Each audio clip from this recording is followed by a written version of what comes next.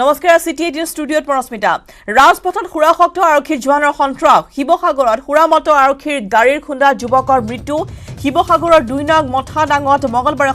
সংঘটিত হৈছে এই দুৰ্ঘটনাটি দুৰ্ঘটনাৰ পিছতে আৰক্ষীৰ জোৱানজনে পলায়নৰ চেষ্টা চলাই যদিও ৰাইজে খেদি কৰাক্ত কৰি আৰক্ষীক সমজাই দিয়ে গ্ৰেপ্তাৰ হোৱা জোৱানজন প্ৰদীপ দাস মৃত যুৱকজন নৱজ্যোতি ফুকন প্ৰথম অৱস্থাত আহত যুৱকজনৰ নিশাই ডিব্ৰুগড় অসম চিকিৎসা মহাবিদ্যালয়লৈ প্ৰেৰণ কৰা হৈছে যদিও আদবাটতে মৃত্যু হয় যুৱকজনৰ দুৰ্ঘটনা সংঘটিত কৰা ৱেগনাৰ বাহনখনত উদ্ধাৰ হৈছে সুৰাৰ বটল আৰক্ষী বিভাগৰ বেল্ট আৰু টুপি আৰক্ষী জোৱান প্ৰদীপ দাস লিগিৰি পুখুৰীস্থিত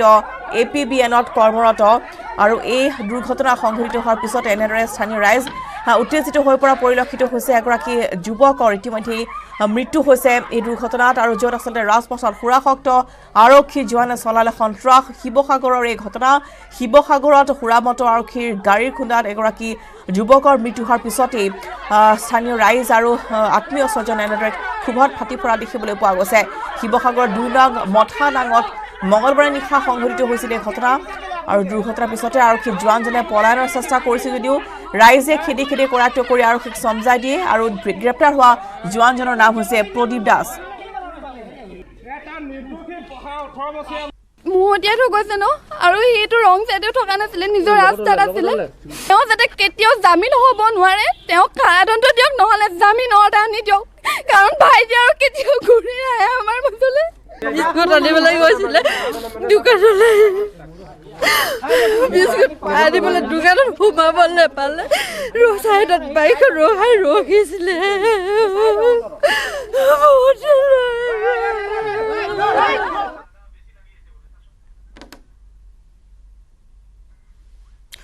আৰু ইতিমধ্যে আমি জনাইছোঁ স্থানীয় ৰাইজ আৰু যিসকল আত্মীয় স্বজন আছে তেওঁলোকে এনেদৰে খঙত আৰু ক্ষোভত ফাটি পৰা পৰিলক্ষিত হৈছে শোকত ভাগি পৰিছে যিটো এগৰাকী যুৱকৰ ইতিমধ্যে এনেদৰে বিনা কাৰণত মৃত্যু হৈছে আৰু দেখিবলৈ পোৱা গৈছে যে যিসকল আৰক্ষী আচলতে জনসাধাৰণৰ সুৰক্ষাত নিয়োজিত হৈ থাকে তেনেধৰণৰ আৰক্ষী উদ্ভণ্ডালিৰ বাবেই সন্ত্ৰাসৰ বাবে এগৰাকী যুৱকে প্ৰাণ হেৰুৱাবলগীয়া ঘটনা সংঘটিত হৈছে আৰু সেই জোৱানজনে পলায়নৰ চেষ্টা কৰিছিল কিন্তু স্থানীয় ৰাইজৰ তৎপৰতাত কথম্পি পলায়ন কৰা সেই যুৱকজনক কৰাক্ত কৰা হৈছে কৰাক্ত কৰি আৰক্ষীক সমজাই দিয়া হৈছে আৰু সেই সময়ছোৱাতে আৰক্ষীয়ে যেতিয়া লৈ গৈছিল বাহনত উঠাই সেই সময়ছোৱাতে স্থানীয় ৰাইজ এনেদৰে উত্তেজিত হৈ পৰা পৰিলক্ষিত হৈছে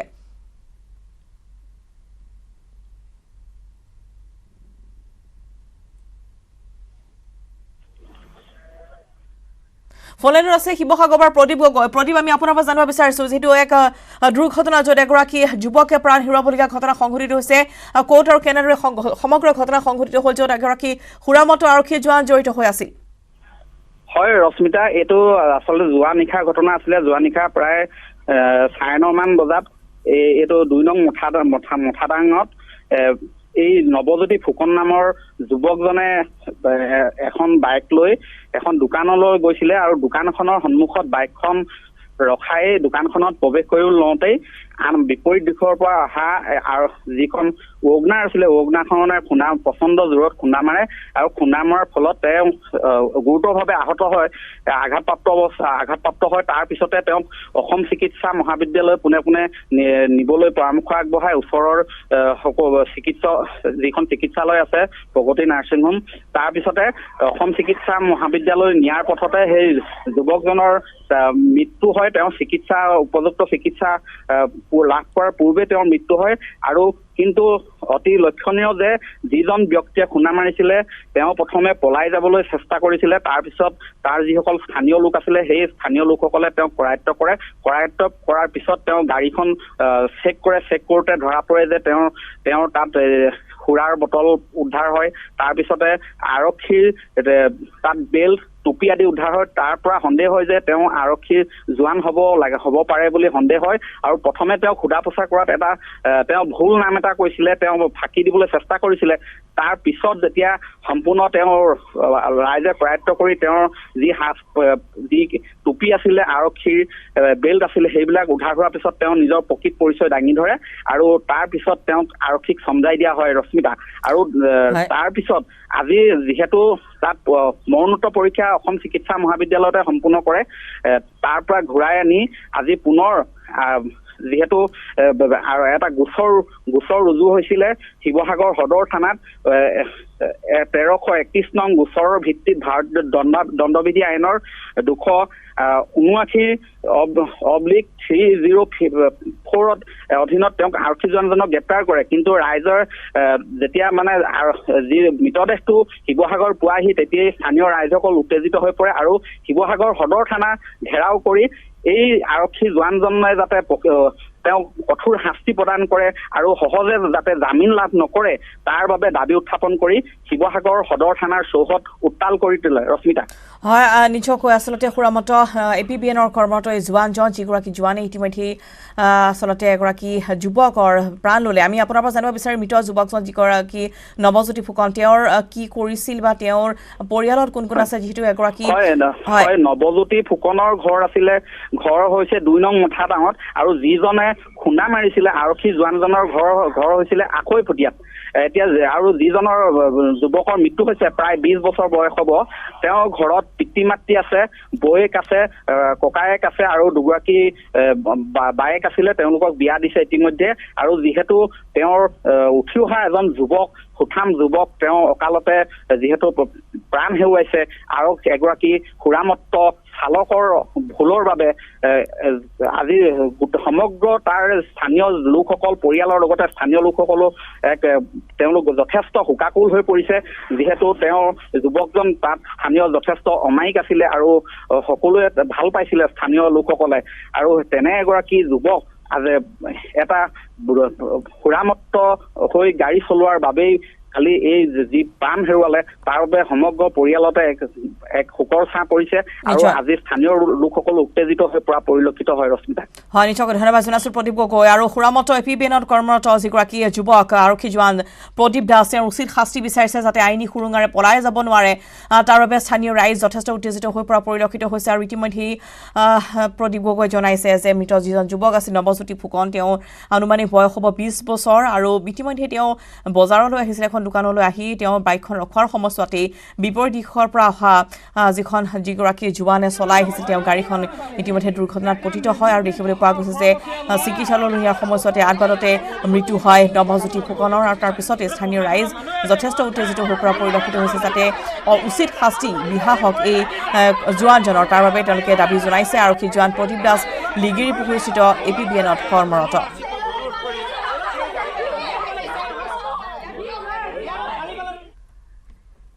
এতিয়া আছে হাইলাকান্দিৰ খবৰ হাইলাকান্দিত 5,000 টকা উৎকোচ লৈ হাতেলতে কৰাটো হৈছে আৰক্ষী উপ পৰিদৰ্শক হাইলাকান্দি থানাৰ পৰা দুৰ্নীতি নিৰীক্ষণ আৰু নিবাৰণ শাখাই গ্ৰেপ্তাৰ কৰিছে আৰক্ষী বিষয়াজনক উৎকোচ লৈ হাতেলতে গ্ৰেপ্তাৰ হোৱা উপ পৰিদৰ্শকজনৰ নাম হৈছে সুধন্য ভট্টাচাৰ্য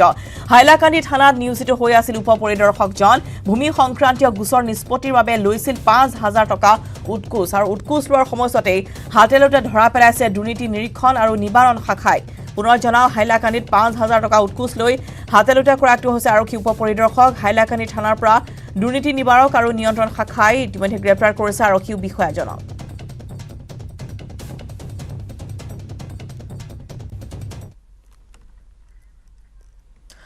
মূল্যবৃদ্ধিক লৈ যোগান বিভাগৰ তৎপৰতাৰ পিছতে পাইকাৰী বজাৰত দাম কমিল আলু পিঁয়াজৰ নিশাটোৰ ভিতৰতে প্ৰতি কুইণ্টেল আলু পিঁয়াজৰ দামৰ তাৰতম্য ঘটিল প্ৰায় 200 টকাকৈ কিন্তু যোগান মন্ত্ৰী নিৰ্ধাৰণ কৰা দামত খুচুৰা বজাৰত পাবলৈ নাই আলু আৰু পিঁয়াজ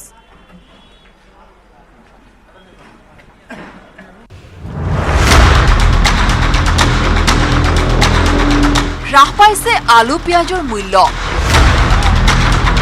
পাইকাৰী বজাৰত হ্ৰাস আলু পিঁয়াজৰ দাম আগ্ৰা আলু 20 টকা ৰঙা পিঁয়াজ 40 টকা বেঙ্গল আলু আপনার 15 টাকা 15.5 টাকা চলি আছে পিঁয়াজ 40 টাকা চলি আছে নিশাৰ ভিতৰত প্ৰতি কুইণ্টল আলু পিঁয়াজৰ ব্যৱধান 200 টকা দাম কমিছে আগৰ পৰা দাম কমিছে আপোনাৰ এৰাইভেল বেছি হৈ আছে সেইকাৰণে দামটো কমিছে আগৰ এৰাইভেল কমতি আছিল সেইকাৰণে দাম বেছি আছিল 2 দিন মানে 2 দিন 3 দিন হৈ গ'ল দাদা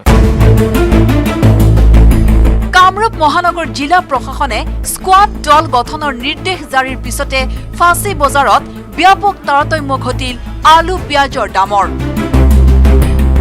পিছে পাইকাৰী বজাৰত দামৰ তাৰতম্য হ'ল ঠিকেই কিন্তু অসামৰিক যোগান মন্ত্ৰী ৰঞ্জিত দাসে নিৰ্ধাৰণ কৰা মূল্যত খুচুৰা বজাৰত নাই আলু পিয়াজ হোলসেল 40 টকা আছে ৰঙা পিয়াজ আকৌ আমি খুচুৰা দোকানত কিনিব লাগে 60 টকা আলুটো আপোনাৰ 25-30 টকা লৈ আছে পিয়াজটো 60 টকা লৈ আছে মন্ত্ৰী ক'লে কি হ'ব তেখেতসকলতো কামটো কৰিব পৰা নাই ৰঞ্জিত দাসৰ খুচুৰা বজাৰত আলু পিয়াজৰ মূল্য আছিল আলু 20 টকা ৰঙা পিয়াজ 40 টকা বিবুদ্ধিত পৰিছে গ্ৰাহক বিবুদ্ধিত আছে এতিয়া খুচুৰা বিক্ৰেতা কিয়নো ক'ত পায় 20 টকীয়া আলু আৰু ক'ত পায় 40 টকীয়া পিয়াজ তাকে লৈ এই মুহূৰ্তত চলিছে ফাঁচী বজাৰত ভীষণ চৰ্চা হয় মন্ত্ৰী ৰঞ্জিত দাসে নিৰ্ধাৰণ কৰা মূল্যত নাপায় আলু পিয়াজ বিপৰীতে খুচুৰা বুলি দাবী কৰা মূল্য মাথোন গ্ৰহণযোগ্য পাইকাৰী বজাৰত এতিয়া মন্ত্ৰীয়ে কৈছিলে যে 20 টকাত আলু বেচিব লাগে বুলি কৈছিলে কৈছিল আমি তো ইয়াতে কমত নাপাওঁ আৰু উপায় নাই আমি তো 2000 কৰি লৈছোঁ গাড়ী ভাড়া আছে তাৰপিছত আমাৰ 2 পইচা ওলাব 25 টাকা নিবিকিলে আমাৰ 2 টাকা তো কৰিব ফায়দা হ'ব 30 টাকা কিনলো গাড়ী ভাড়া 1 টাকা 39 টাকা তে 45 টাকা বেচবই লাগিব এটা 40 টাকা বেচব 40 টাকা বেচব নেকি হাতৰ পৰা পইচা যাব 40 টাকা বেচি মন্ত্ৰী ৰঞ্জিত দাসে নিৰ্ধাৰণ কৰা মূল্যক লৈ প্ৰতিক্ৰিয়া খুচুৰা বিক্ৰেতাৰ এচি গাড়ী এচি কোঠাত মূল্য নিৰ্ধাৰণ কৰিলে নহব পাইকাৰী বজাৰত কি দাম চলিছে এবাৰ চাওক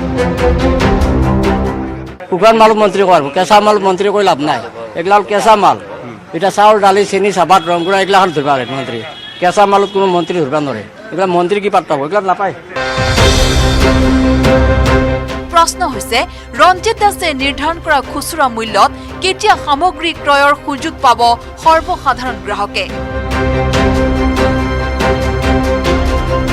কেমেৰাত সঞ্জয় বৰাৰ সহযোগত বলেন ভট্টাচাৰ্যৰ report news 18 Assam north east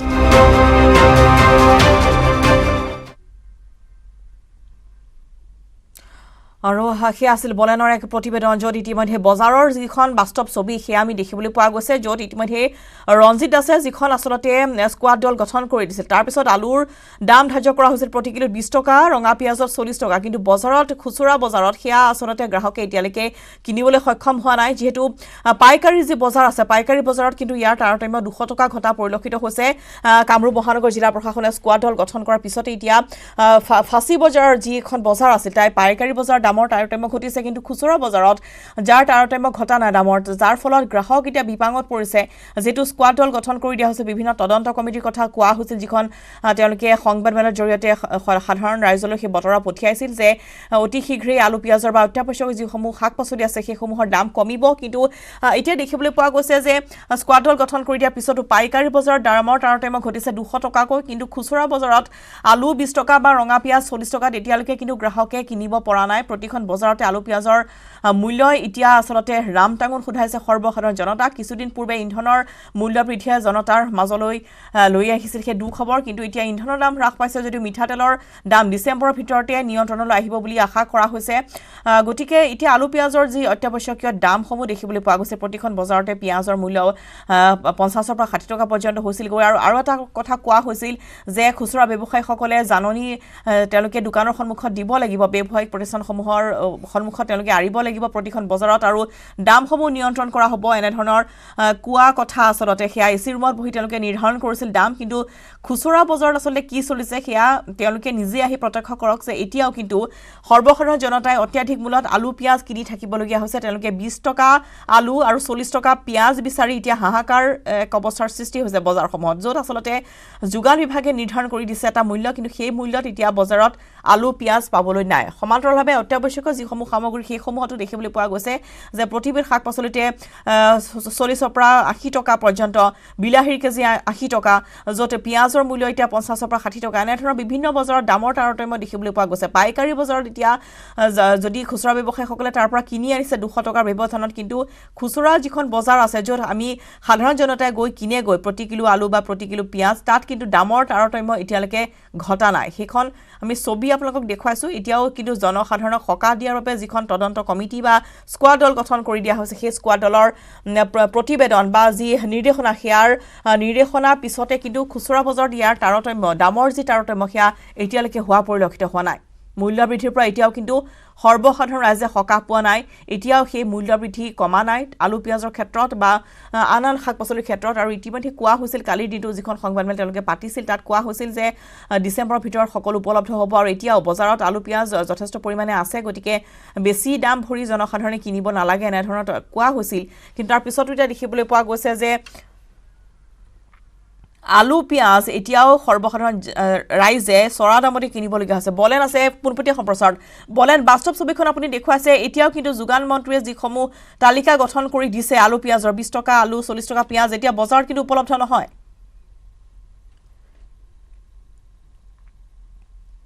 বজাৰত আমি সেই বিষয়টোক লৈ ইতিমধ্যে চলাইছিলো আসলে গুৱাহাটী মহানগৰীত প্ৰকৃততে আজিৰ তাৰিখত খুচুৰা বিক্ৰেতা আৰু পাইকাৰী বিক্ৰেতাই কিমান দৰত সামগ্ৰী ক্ৰয় কৰিছে সেই বিষয়টো আমি পৰ্যবেক্ষণ কৰিছিলো আৰু তেতিয়া এটা কথা প্ৰকাশ পাইছিলে যে আলুৰ আজিৰ তাৰিখত গুৱাহাটী মহানগৰীত যত আগ্ৰাৰ আলু বুলি বিক্ৰী হৈ আছে সেয়া হৈছে পাইকাৰী বিক্ৰেতাত 20 টকা আৰু যত বেংগলৰ আলু বিক্ৰী হৈছে প্ৰায় 16 টকা ঠিক একেদৰে যদি আপুনি ৰঙা পিয়াজৰ ক্ষেত্ৰত চাবলৈ যায় যে ৰঙা পিয়াজ আজি বিক্ৰী হৈছে 40 টকা পাইকাৰী বিক্ৰেতাৰ আৰু ঠিক একেদৰে দেখিব পোৱা গৈছে যে যেটো বগা পিয়াজ বুলি কোৱা হয় সেয়া হৈছে প্ৰায় 28 টকাৰ পৰা 30 টকা পৰ্যন্ত সেয়া বিক্ৰী হোৱা দেখিব পোৱা গৈছে অৰ্থাৎ আৰু এই দামৰ ব্যৱধানত যদি খুচুৰা বিক্ৰেতাৰ বজাৰখনত চাবলৈ যায় তেতিয়া হলে দেখিব পোৱা গৈছে যে আলু আজিৰ তাৰিখত আগ্ৰাৰ আলু বিক্ৰী হৈছে আপোনাৰ সেই দামৰ তুলনাত প্ৰায় 6 টকা 5 টকা ডিফাৰেন্স থাকিব অৰ্থাৎ যোগান মন্ত্ৰী এদিন পূৰ্বে কামৰূপ মহানগৰ জিলা উপায়ুক্তৰ কাৰ্যালয়ত অনুষ্ঠিত হৈ যোৱা বৈঠকত যি কথা প্ৰকাশ কৰিছিল যে গুৱাহাটী মহানগৰীৰ তথা ৰাজ্যবাসীয়ে তেখেতসকলে আলু আৰু পিয়াজ বিশেষকৈ আলুত কোৱা হৈছে যে তেখেতসকলে 20 টকাত খুচুৰা বিক্ৰেতাৰ পৰা সংগ্ৰহ কৰিব পাৰিব ঠিক একেদৰে দেখিব পোৱা গৈছিল পিয়াজৰ ক্ষেত্ৰত তেখেতসকলে নিৰ্ধাৰণ কৰি দিয়া দাম আছিল 40 টকা কিন্তু যদি সাধাৰণতে চাবলৈ যায় যে পাইকাৰী বজাৰতে সেই দামত সামগ্ৰী ক্ৰয় কৰিব পৰা নাই খুচুৰা বিক্ৰেতাসকলে অৰ্থাৎ ক'ব পাৰি যে যদি আসলে হেয়াই হয় তেতিয়া হলে আজিৰ তাৰিখত খুচুৰা বিক্ৰেতাসকলক প্ৰশাসনে নাকি লগা অৱস্থাই নহয় সম্পূৰ্ণৰূপে ইয়াত ফাঁচী বজাৰৰ বিক্ৰেতাকে আনকি তেখেতসকলে সেই দামৰ তেখেতসকলে আনিবলৈ পৰা নাই যি দাম তেখেতসকলে নিৰ্ধাৰণ কৰি দিছিলে গতিকে এই বিষয়টোৰ ক্ষেত্ৰত যে সম্পূৰ্ণৰূপে প্ৰশাসন তথা বিভাগীয় মন্ত্ৰীয়ে যে বজাৰ পৰ্যবেক্ষণ কৰা নাই সেই কথা স্পষ্টকৈ উদঙাব পাৰি সেই কথা সম্পূৰ্ণৰূপে প্ৰকাশ পাইছে মাথোন তেখেতসকলে আলোচনাৰ নামত আলোচনা আৰু এক প্ৰকাৰ ক'ব পাৰি যে খুচুৰা বিক্ৰেতা জনসাধাৰণৰ মাজত এক বিবুদ্ধিৰ সৃষ্টি কৰা হৈছে আৰু যিসকল খুচুৰা বিক্ৰেতা এই মুহূৰ্তত বজাৰত তেখেতসকলে বিক্ৰী কৰি আছে সামগ্ৰী সেই সামগ্ৰীৰ মাজত জনতা আৰু বিক্ৰেতাৰ মাজত এক প্ৰকাৰ হতাহতি হোৱা সেই এটা পৰিৱেশৰ সূত্ৰপাত হ'ব কিয়নো যে বিভাগীয় বিষয়া আমলা বিষয়াসকলে এই মুহূৰ্তত তেখেতসকলে বজাৰ পৰ্যবেক্ষণ কৰা নাই পাইকাৰী বিক্ৰেতাই কিমান দামত সামগ্ৰী এৰি দিছে সেই বিষয়টো সম্পূৰ্ণ তেখেতসকলৰ নজৰত নাই আৰু যাৰ কাৰণে তেখেতসকলে পাইকাৰী বজাৰত বিক্ৰী হৈ থকা সামগ্ৰীৰ মূল্যই এই মুহূৰ্তত খুচুৰা বিক্ৰেতাৰ মূল্যৰ পৰা তেখেতসকলে নিৰ্ধাৰণ কৰিছে তাতকৈ যদি আমি এটা বিষয় চাবলৈ যোৱা যায় যে ইতিমধ্যেই স্কোৱাড টিম গঠন কৰা হৈছে বজাৰসমূহ পৰ্যবেক্ষণ কৰাৰ কাৰণে ইতিমধ্যে ব্যৱস্থা লোৱাৰ কথা কোৱা হৈছে কিন্তু আটাইতকৈ ডাঙৰ বিষয় যে এই বিষয়টোৰ ক্ষেত্ৰত ইতিমধ্যে প্ৰশাসনে নীতি নিৰ্দেশ জাৰি কৰাৰ লগে লগে দেখিব পোৱা গৈছে এটা নিশাৰ ভিতৰতে ফাঁচী বজাৰত আজি প্ৰতি কুইণ্টল আলু আৰু পিয়াজৰ মূল্য প্ৰায় 200 টকাৰ ব্যৱধানত হ্ৰাস পাইছে অৰ্থাৎ যোৱাকালি যেটো আলু আজিৰ নামত পাইকাৰী বজাৰত 2000 টকা বিক্ৰী হৈছে হেয়া যোৱাকালি এটা দিন পূৰ্বে বিক্ৰী হৈছে প্ৰতি কুইণ্টলত 2200 টকাত বিক্ৰী কৰি আছিল অৰ্থাৎ এই নীতি নিৰ্দেশৰ আৰত যে এটা কথা ক'ব পাৰি যে মাথোন স্কোৱাড টিম গঠনৰ পূৰ্বেই তেখেতসকলে যি ধৰণৰ মুনাফা লভিছে সেই সকল ব্যৱসায়িক চিনাক্ত কৰি এই মুহূৰ্তলৈকে প্ৰশাসনে ব্যৱস্থা গ্ৰহণ কৰিব নে নাই হেয়াও হৈ পৰিব লক্ষণীয় নিশ্চয় ক'বলৈ ধন্যবাদ জনাইছো আপোনালৈ আৰু স্কোৱাড দল গঠনৰ পিছতে বৰ্তমান ফাঁচী বজাৰৰ যি পাইকাৰী বজাৰ তাতে আচলতে ইয়াৰ দামৰ তাৰতম্য ঘটিছে 200 টকা কিন্তু খুচুৰা বজাৰত ইয়াৰ কোনো ধৰণৰ মূল্য বৃদ্ধি অৰ্থাৎ দাম কমা নাই এতিয়া বজাৰত চৰা দামতে গ্ৰাহকে পিয়াজ আৰু আলু কিনি খাবলগীয়া হৈছে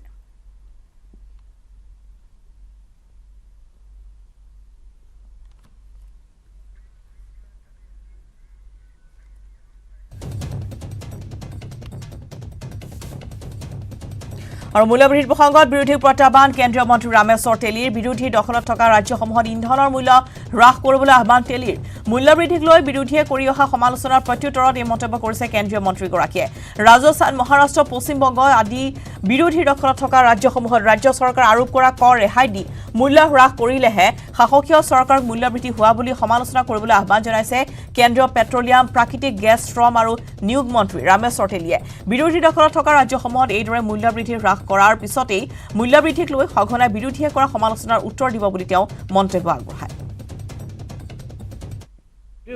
মহাৰাষ্ট্ৰত তেলৰ দাম কমাই দিবলৈ কৈ দিয়ক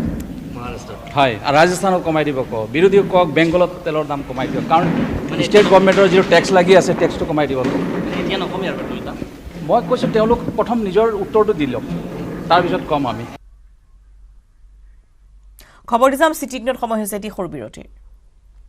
Our engineering power dealer now with free registration, insurance and easy finance. Contact Skylight Automotive Private Limited 7002845016. মই ব্যৱহাৰ কৰোঁ আটাইতকৈ সবল আৰু সতেজ cement Surya cement Surya cement অটুট ঘৰ অটুট অসম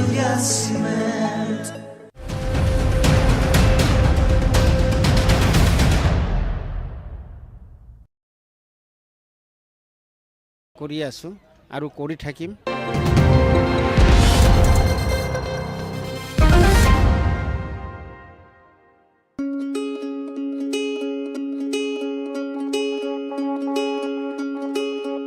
বিশ্বনাথৰ ৰাতুৱাস্থিত পণ্ডিত দীনদয়াল উপাধ্যায় আদৰ্শ মহাবিদ্যালয় বিহালীৰ শিক্ষক সন্থাৰ উদ্যোগত আৰু বিহালী খণ্ড প্ৰাথমিক স্বাস্থ্য কেন্দ্ৰৰ সহযোগত ২ নং ৰতুৱা প্ৰাথমিক বিদ্যালয় ৰতুৱা প্ৰাংগণত এদিনীয়া কাৰ্যসূচীৰে বিনামূলীয়া শিশু স্বাস্থ্য শিবিৰৰ আয়োজন কৰা হয়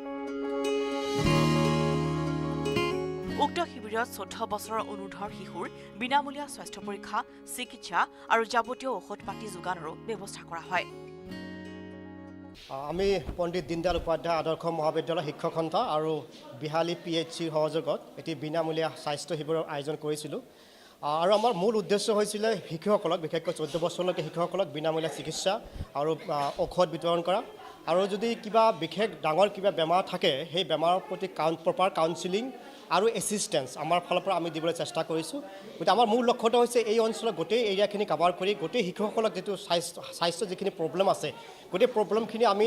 চল্ভ কৰাৰ কাৰণে আমাৰ ফালৰ পৰা আমি ট্ৰাই কৰিছোঁ আৰু আমি দেখিছোঁ আমি বহুত সহযোগ পাইছোঁ আৰু ইতিমধ্যে বহু আমাৰ ৰেছপন্স আহিছে আৰু ইতিমধ্যে আমি প্ৰায় ৩০০ শিশু আমাৰ ইয়াত আহিছে গতিকে সকলোকে আমি স্বাস্থ্য পৰীক্ষা কৰিম তথা বিনামূলীয়া গোটেইখিনি মেডিচিন আমি দিয়াৰ ব্যৱস্থা কৰিম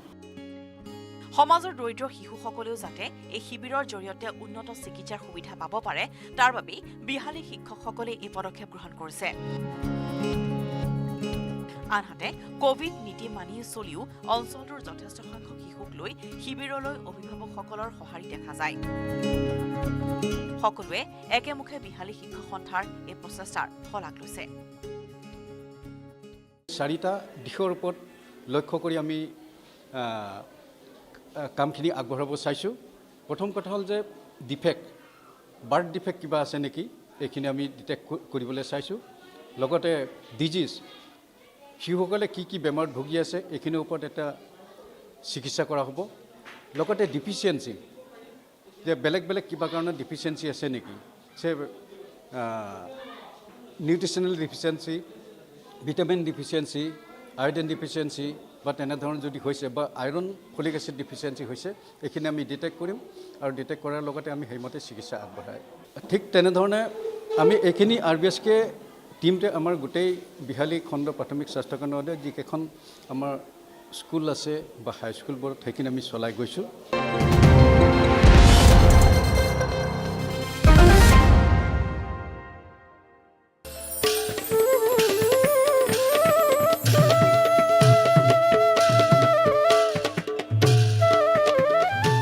চাৰি 5 আৰু 6 ফেব্ৰুৱাৰীত ককা বাগ্মীবৰ নীলমণি ফুকন সমন্বয় ক্ষেত্ৰত অনুষ্ঠিত হ'ব শ্ৰীমন্ত শংকৰদেৱ সংঘৰ 91 সংখ্যক বাৰ্ষিক অধিৱেশন 21 নৱেম্বৰত স্থাপন হ'বলগীয়া লাইখুটাৰ বাবে নিৰ্বাচিত কৰা ঠাইত ধান আৰু নৰাকটা পৰ্ব ৰূপায়ণ কৰে স্থানীয় মহিলাসকলে আনন্দত আত্মহাৰত দাৱনীয়ে জুৰিলে বিহুগীত দিহানাম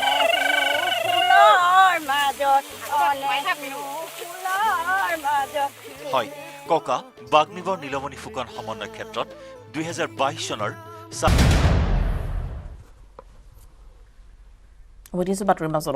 বীৰ শ্বহীদ সুমন স্বৰ্গীয়াৰীৰ নামত নিৰ্মাণ হ'ব পথ মণিপুৰত উগ্ৰপন্থীৰ আক্ৰমণত শ্বহীদ হোৱা সুমন স্বৰ্গীয়াৰীৰ স্মৃতি যোগমীয়া কৰাৰ আশ্বাস মুখ্যমন্ত্ৰী ডক্টৰ হিমন্ত বিশ্ব শৰ্মাৰ বুধবাৰে শ্বহীদগৰাকীৰ ঘৰত উপস্থিত হৈ শ্বহীদগৰাকীৰ প্ৰতিচ্ছবিত শ্ৰদ্ধাঞ্জলি জ্ঞাপন কৰে তেওঁ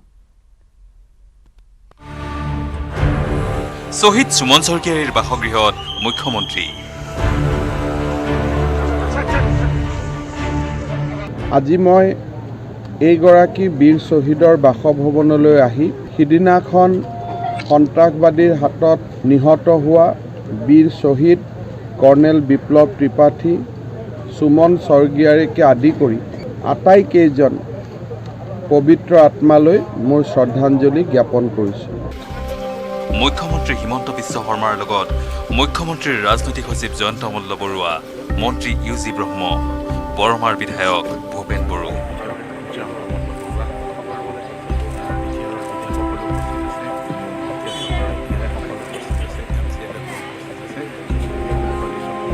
আটাই সমবেদনা জনালে সন্ত্ৰাসবাদীৰ আক্ৰমণত নিহত হোৱা শ্বহীদ সুমন স্বৰ্গীয়াৰীৰ পৰিয়াললৈ।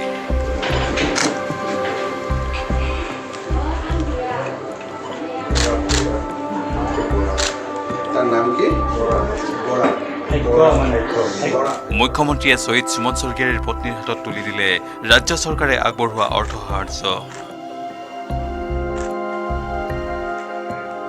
2007 চনত সুমন স্বৰ্গীয়াৰীৰ পিতৃ কনক স্বৰ্গীয়াৰীও নিহত হৈছিল উগ্ৰপন্থীৰ গুলীত। এই পৰিয়ালটোৰ ঘৰত উপস্থিত হৈ নিজকে গৰ্বিত বুলি মন্তব্য কৰিলে মুখ্যমন্ত্ৰী হিমন্ত বিশ্ব শৰ্মাই।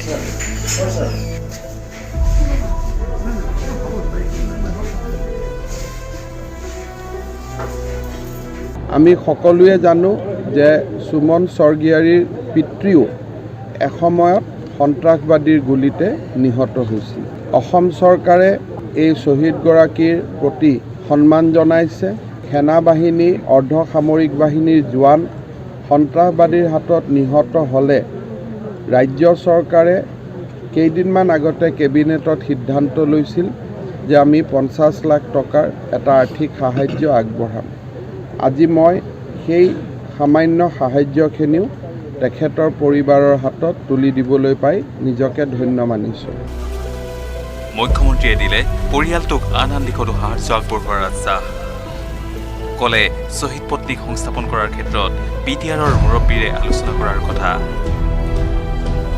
পৰিয়ালৰ লগত আৰু কি ধৰণে আমি পৰিয়ালটোক সহায় কৰিব পাৰোঁ সেই বিষয়ে আমি ব্যৱস্থা ল'ম। বিশেষ সমস্যা আছে যে পৰিয়ালটো এটা কৰ্মসংস্থাপন বিচাৰে, কিন্তু বৰ্তমান দুয়োজনী ছোৱালী নাবালিকা হৈ আছে বা হায়াৰ ছেকেণ্ডেৰীত পঢ়ি আছে। মই তেখেতৰ পত্নীৰ লগত কথা পাতিছোঁ, ছোৱালীকেইজনী ভাল কৰি পঢ়ক। বৰ্তমান ছোৱালীজনী যি আছে, যি হ'ব গাঁৱৰ ওচৰে পাঁজৰে হ'ব লাগে, গতিকে মই BTRৰ মুৰব্বী প্ৰমোদ বড়োৰ লগত আলোচনা কৰিম। ইফালে সুমন স্বৰ্গীয়াৰীৰ ঘৰলৈ যোৱা পথছোৱা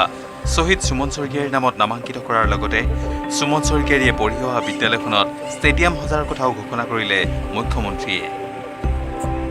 BTRৰ মুৰব্বী প্ৰমোদ বড়ো ডাঙৰীয়াৰ লগত আলোচনা মৰ্মে ৰাজ্য চৰকাৰে এইটো সিদ্ধান্ত লৈছে যে এই পথটো নিৰ্মাণ কৰি বীৰ শ্বহীদ সুমন স্বৰ্গীয়াৰীৰ নামত আমি উৎসৰ্গা কৰিম। বীৰ শ্বহীদ সুমন স্বৰ্গীয়াৰীয়ে যিখন বিদ্যালয়ত পঢ়ি গৈছিল তাত ৰাইজে এখন গ্ৰাম্য ষ্টেডিয়ামৰ কল্পনা কৰিছে। সেই ক্ষেত্ৰতো আমি ব্যৱস্থা ল'ম, আমি আৰ্থিক সাহায্য আগবঢ়াম। মুখ্যমন্ত্ৰীৰ আগমনক লৈ উৎসাহী হৈ পৰিল বৰমাৰ ঢেকেৰাগুচি গাঁও। স্থানীয় জনসাধাৰণৰ সৈতেও মত বিনিময় কৰি মুখ্যমন্ত্ৰীয়ে বুজ ল'লে গাঁওবাসীৰ অৱস্থাৰ। আনহাতে শ্বহীদ পৰিয়ালটোক সৰ্বতোপ্ৰকাৰে সাহায্য আগবঢ়োৱাৰ আশ্বাস দিলে BTRৰ প্ৰশাসনেও। তেওঁলোকৰ পৰিয়ালক কেনেকৈ চৰকাৰীভাৱে সাহায্য কৰা যায় বা সংস্থাপন দিয়া যায় এই কথাটো তেওঁ নিজেই ইয়াত আহি পেলাই তেওঁ নিজৰ মুখেৰে ক'ব। গতিকে আজি আমি আমাৰ সন্মানীয় মুখ্যমন্ত্ৰী অহাৰ বাবে আমি তেওঁক সংগ দিবলৈ আহিছোঁ। দলৰ পৰা ইয়াত খবৰ লৈ থকা হৈছে, আমাৰ লোকেল MLA খবৰ লৈ আছে। মুছলপুৰৰ পৰা Manohar Rajbongshi, news 18 Assam north east. CTN সময় হৈছে আনএটি বিৰতিৰ। Engineering Power Dealer, now with free registration, insurance and easy finance. Contact Skylight Automotive Private Limited, 7002845016. মই ব্যৱহাৰ কৰোঁ আটাইতকৈ সবল আৰু সতেজ cement, Surya cement. Surya cement অটুট ঘৰ, অটুট অসম।